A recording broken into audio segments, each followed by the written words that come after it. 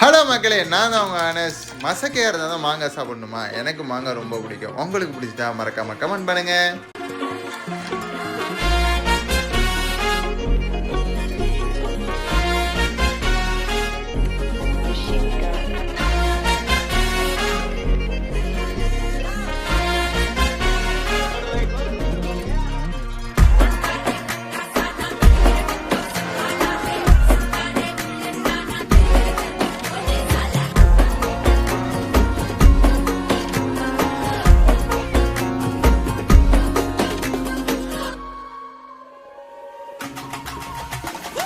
அல்லையே அல்லைய காட்டுல மழையே அல்லல்லே அல்ல